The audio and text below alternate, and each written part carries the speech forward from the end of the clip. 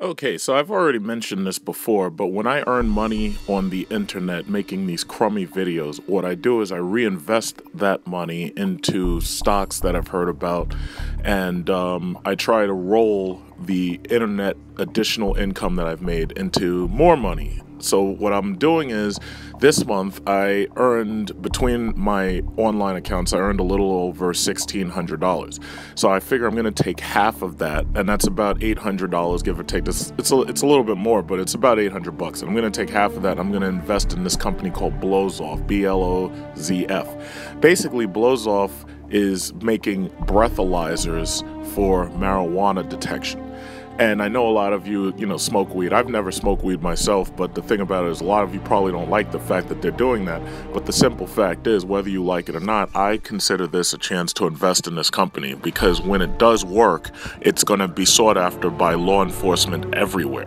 So this right now is your chance to get in on the ground floor, and it's only worth 16 cents. This is a Dodge Charger RALLYE edition. As you can see, it says RALLYE. It's a 2015 model, and as you can see, there's the rear view camera right there. Dual exhaust, polygonal exhaust to make it look cooler than the, what is it called? The circular exhaust.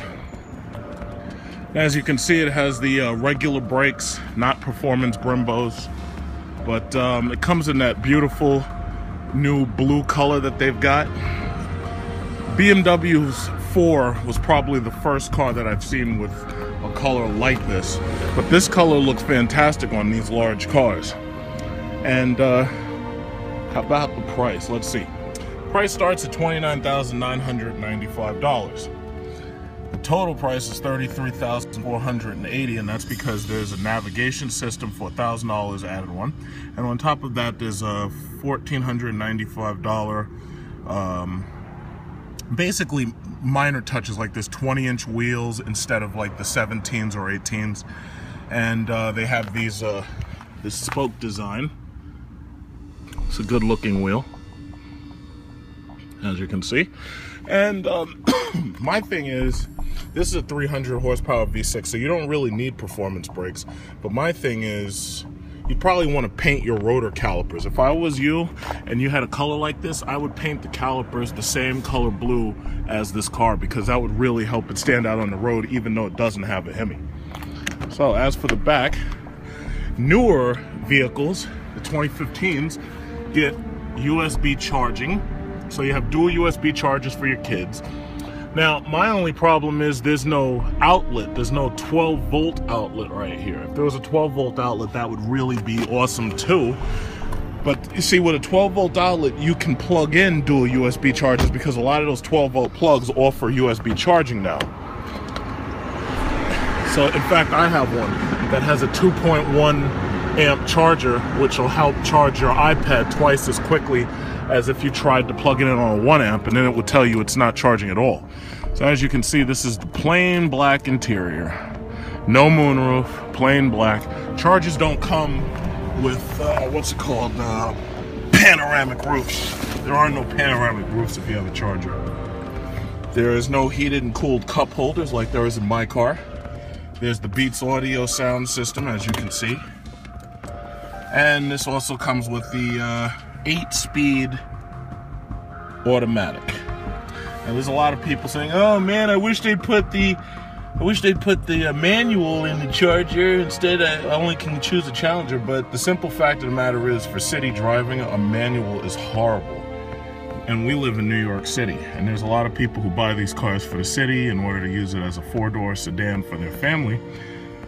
And it just so happens that a manual is a horrible choice when you're trying to drive around 5 people in a car this size and you're in a city. Now, if you live in California or you live in open country roads, yeah, it's okay then. But it's not okay for the city. So I've never really wanted a manual living inside New York City. I just don't want one. So as you can see, this is the typical steering wheel. They started using these in the Jeeps and the 200s, and now it's filtered down to every other car. So it gives you easy access to your phone with big letters that are easy to see, big phone pictures that are easy to see. green and red, obviously call and hang up.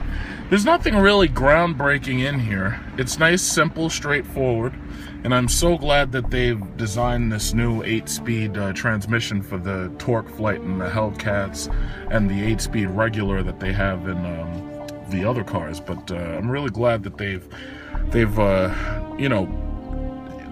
tightened up the design for the interiors of these cars. It looks a lot better, it looks a lot more coherent.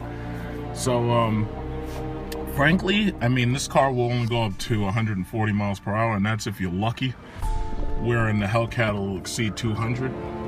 There's really not much else about this car. It's actually a quite straightforward car, so you'll see these a lot on used car lots, you'll see these on new car lots, you'll see these in rental car lots. And as for this color, I think many people who buy this are going to have it for a 6-year finance period. I think this color and I think this design will hold up for a 6-year finance period until newer technology arrives. But I like it, and you know, I can't wait until they make the new Hellcats, the Hellcat 300, Hellcat Jeep, and they have newer technology in it. But it's a good looking car, and I'm really glad to see that Dodge is putting together quality products and competitive products. Because to tell you the truth, it's like with cars like this in existence, Hemis, SLTs, and Hellcats, there's no way I could consider a BMW. This is the dark blue Dodge Charger. Now, most of you have already seen this car already on the streets, because these things have gotten onto the streets really quickly. This one has a white interior, and you probably already saw the white interior on the Chrysler 300. But basically, it's a fantastic car. Looks good. I like the new LED light pattern, wherein a lot of people who own Dodge Chargers really didn't like the redesign. But it's a really awesome car. And you should give this a look long before you look at that ugly Nissan Maxima, and long before you look at a boring Hyundai Accord, or a Honda Accord, or a Hyundai anything, with those front-wheel drive, Econo box driving. You don't want that. You want rear-wheel drive. And a Hemi, that's what you want.